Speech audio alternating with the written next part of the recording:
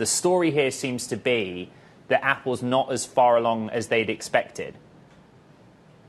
They're certainly not as far along as they expected. When they set out to build the modem in 2018, they were hoping to get that chip into phones beginning around 2022.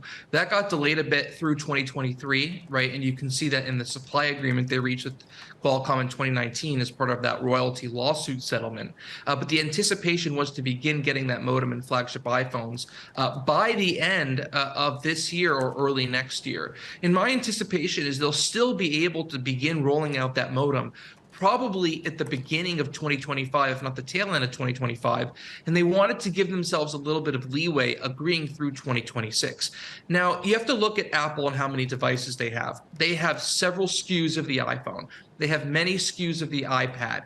They have the Apple Watch as well. And they need to get their own modem to work in all of those different devices and also have them certified to work across the world on hundreds of different carriers in hundreds of different countries. And they have to deal with the bureaucracy of that as well, the testing, the different conditions. They have to have the chip work on 3G, 4G, and 5G. And that's not something they can do in one full swoop. So my belief is they'll begin the transition with one or two models in 2025 and gradually expand that to more models across 2026 and into 2027.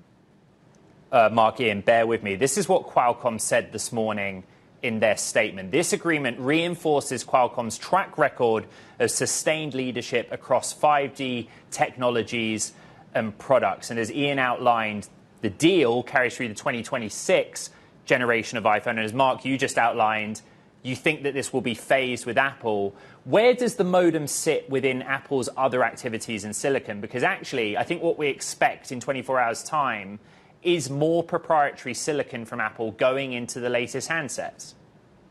Yeah, it's just one leg of the stool, right? Apple's hardware technologies organization, the modem is a high priority component there. They have offices in San Diego, Cupertino, multiple places in Europe, including in Munich, Germany, working on this modem. They have thousands of people on the effort. The person in charge of the modem is actually a former Qualcomm vice president who left about half a decade ago to come to Apple to work on this project.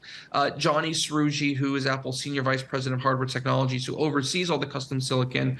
There's a special place in his heart against Qualcomm. And so certainly this is a very important effort for Apple. They want to design Qualcomm out of all of their products. They've been working on this extensively. They've run into battery life issues. In terms of where it sits in the overall organization, they have their Mac chips. And then tomorrow they'll announce one new chip, the A17 processor. That's going to be the company's first 3-nanometer chip. That's a major milestone for the company. There's also going to be a new wireless component that's less significant, but certainly the A17 chip will be one of the core elements of the iPhone 15 Pro and Pro Max announcement on Tuesday.